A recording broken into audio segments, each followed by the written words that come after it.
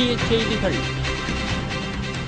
Spectrum ஒதுக்கீட்டில் நடந்துள்ள முறைகேடுகள் குறித்த விசாரணைக்கு தயார். பாஜக தலைவர் ஜஸ்வந்த் சிங் அறிவிப்பு.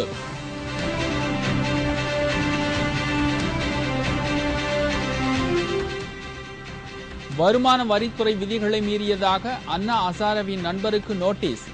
பாபா ராம்தேவ் மீதும் நடவடிக்கை.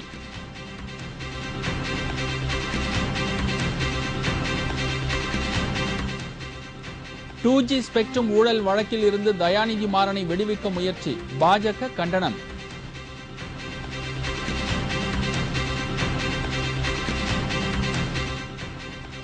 ஊழலை ஒழிக்க லோக்பால் சட்டம் மட்டுமே பயன்படாது. பிரகாஷ் காரத் கருத்து.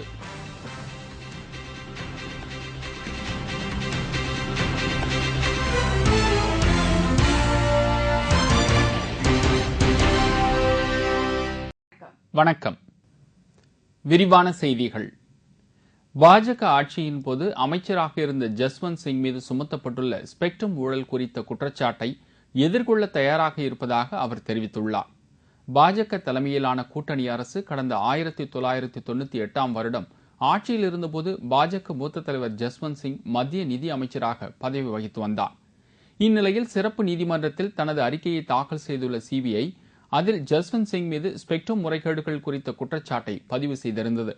இதற்கு பாஜகவினர் கடும் கண்டனம் தெரிவித்ததோடு சிபிஐ இரட்டை வேடம் போடுவதாக குற்றம் சாட்டியிருந்தனர். இது தொடர்பாக டெல்லியில் செய்தியாளர்களிடம் பேசிய ஜஸ்வந்த் சிங் சிபிஐ விசாரணைக்கு தாம் தயாராக இருப்பதாக தெரிவித்தார். I will cooperate with them fully and to the extent that my recollection of the events as also my ability and competence permits me, I'll cooperate with them fully. But as far as writing to me or letting me know that they intend doing any such thing, neither the government nor the Central Bureau of Investigation has informed me at all about this matter. When they do, I will react. எனினும் விசாரணை குறித்த எந்தவித தகவலும் சிபிஐயிடம் இருந்து தமக்கு வரவில்லை என்று கூறினார். அண்ணா ஹசாரேவின் நெருங்கிய நண்பரும் மனித உரிமை ஆர்வலரான அரவிந்த் கெஜ்ரிவாலுக்கு வருமான வரித்துறை நோட்டீஸ் அனுப்பியுள்ளது. ஊழலுக்கு எதிராக போராடி வரும் அண்ணா ஹசாரேவின் நெருங்கிய நண்பரும் லோக்பால் சட்ட வரைவு மசோதா வேண்டும் என்று வலியுறுத்தி வரும் அரவிந்த் கெஜ்ரிவாலுக்கும் வருமான வரித்துறை நோட்டீஸ் அனுப்பியுள்ளது. மத்திய அரசின் வருவாய் வரித்துறையில் வருவாய் பணி அதிகாரியாக பணியாற்றியவர் அரவிந்த் கெஜ்ரிவால். இந்நிலையில் கடந்த 2006ஆம் ஆண்டு பிப்ரவரி மாதம் தனது அரசு பணியை அரவிந்த் கெஜ்ரிவால் ராஜினாமா செய்துள்ளார். வருமான வரித்துறையின் பணி ஒப்பந்த விதிமுறைகளை மீறியதாகவும் அதனால் மத்திய அரசுக்கு 9 லட்சம் ரூபாய் அபராதம் செலுத்த வேண்டும் என்று வருமான வரித்துறை நோட்டீஸ் அனுப்பியுள்ளது. இந்த அபராத தொகையை செலுத்திய பின்னரே அவரது கோரிக்கை ஏற்றுக்கொள்ளப்படும் என்று வருமான வரித்துறை அதிகாரிகள் தெரிவித்தனர். இதுகுறித்து செய்தியாளர்களிடம் பேசிய அரவிந்த் கெஜ்ரிவால் மத்திய அரசின் அரசியல் நிர்பந்தம் காரணமாகவே வருமான வரித்துறை தமக்கு நோட்டீஸ் அனுப்பியுள்ளதாக அவர் குற்றம் சாட்டியுள்ளார். இதன் மூலம் தனது பெயருக்கு களங்கம் விளைவிக்க மத்திய அரசு முயற்சி செய்வதாக அவர் தெரிவித்தார். मेरा अपना ये मानना है कि इसमें इनकम टैक्स डिपार्टमेंट का कोई हाथ नहीं है. इनकम टैक्स डिपार्टमेंट अपने ऊपर पॉलिटिकल बॉसेस के दबाव में ये सब कर रहा है.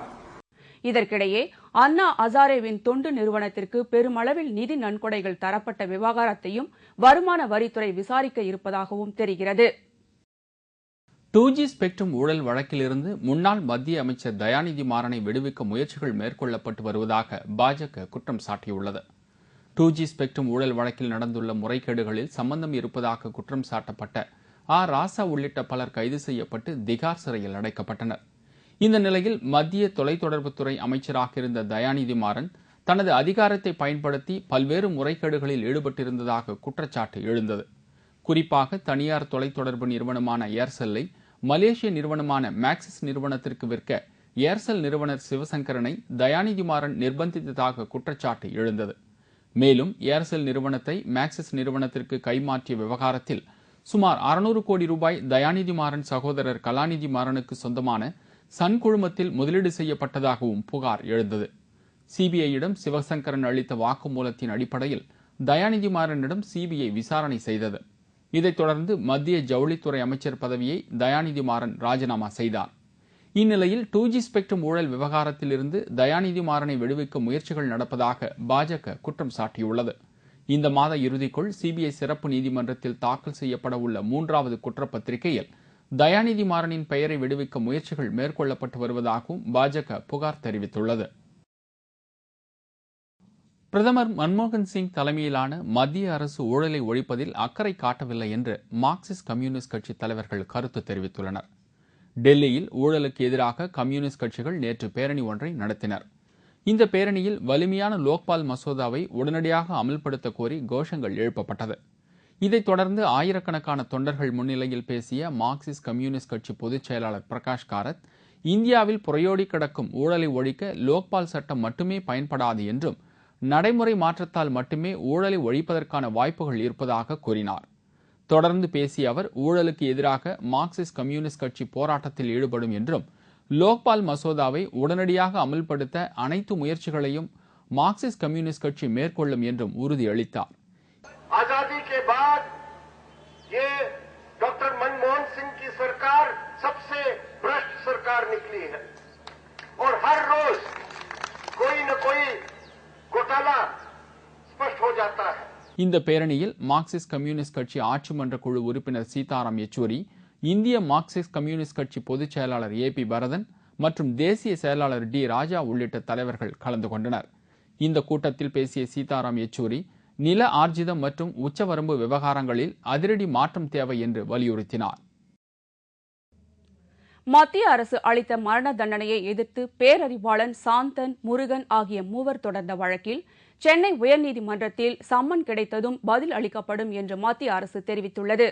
ராஜீவ்காந்தி கொலை வழக்கில் கைது செய்யப்பட்டு சிறையில் அடைக்கப்பட்டிருந்த 3 பேருக்கு தூக்கு தண்டனை அளிக்கப்பட்டது. குடியரசுத் தலைவர் இவர்களது கருணை மனுவை நிராகரித்ததை அடுத்து மூவரும் சென்னை உயர்நீதிமன்றத்தில் வழக்கு தொடர்ந்தனர். அவசர வழக்காக இதை விசாரித்த நீதிபதிகள் 3 பேருக்கு விதிக்கப்பட்ட தண்டனையை நிறுத்தி வைத்து தீர்ப்பளித்தார். மேலும் இது தொடர்பாக அடுத்த 8 வாரங்களுக்குள் பதில் அனுப்ப வேண்டும் என்று சென்னை உயர்நீதிமன்றம் மத்திய அரசிற்கு நோட்டீஸ் அனுப்பியுள்ளது. இந்த நோட்டீஸ் குறித்து மத்திய சட்ட அமைச்சர் சல்மான் குர்ஷித்திடம் கேள்வி எழுப்பப்பட்டது. இதற்கு பதிலளித்து பேசிய அவர், சென்னை உயர்நீதிமன்றம் அளித்துள்ள சம்மன் இதுவரை மத்திய அரசிற்கு வரவில்லை என்றும், இந்த நோட்டீஸ் கிடைத்ததும் உரிய பதில் அனுப்பும் நடவடிக்கைகளை மத்திய அரசு மேற்கொள்ளும் என்று தெரிவித்தார். மத்திய அரசுக்கு எதிராக நடந்த நம்பிக்கை வாக்கெடுப்பின் போது ஓட்டுக்கு லஞ்சம் கொடுத்த விவகாரத்தில் டெல்லி போலீசார் 4 வாரங்களுக்குள் அறிக்கை தாக்கல் செய்ய உச்சநீதிமன்றம் உத்தரவிட்டுள்ளது. அமெரிக்காவுடனான அணு ஆயுத ஒப்பந்தத்தை நாடாளுமன்றத்தில் நிறைவேற்ற மத்திய அரசு முயன்றபோது அதற்கு பெரும்பான்மையான எதிர்க்கட்சிகள் கண்டனம் தெரிவித்தது. இதையடுத்து மன்மோகன் சிங் தலைமையிலான காங்கிரஸ் அரசுக்கு எதிராக கொண்டுவரப்பட்ட நம்பிக்கை வாக்கெடுப்பின் போது நாடாளுமன்ற உறுப்பினர்கள் மத்திய அரசுக்கு ஆதரவாக ஓட்டு போட லஞ்சம் கொடுக்கப்பட்டதாக புகார் கூறப்பட்டது. இது தொடர்பாக டெல்லி போலீசார் விசாரணை மேற்கொண்டு வருகின்றனர். இந்த விசாரணையின் போது ஒரு சிலர் கைது செய்யப்பட்டனர். இந்த வழக்கு நேற்று உச்சநீதிமன்றத்தில் விசாரணைக்கு வந்தது. அப்போது நாடாளுமன்ற உறுப்பினர்களுக்கு இத்தகைய தொகை வந்த விவகாரம் குறித்து விசாரணை நடத்தி 4 வாரங்களுக்குள் அறிக்கை தாக்கல் செய்யப்பட வேண்டும் என்று டெல்லி போலீசாருக்கு உத்தரவிடப்பட்டது. மேலும் இந்த வழக்கு விவகாரத்தில் குற்றப்பத்திரிகை தாக்கல் செய்யப்பட்டுள்ள நிலையில் கண்காணிப்பு தேவையில்லை என்று நீதிபதிகள் தெரிவித்தனர்.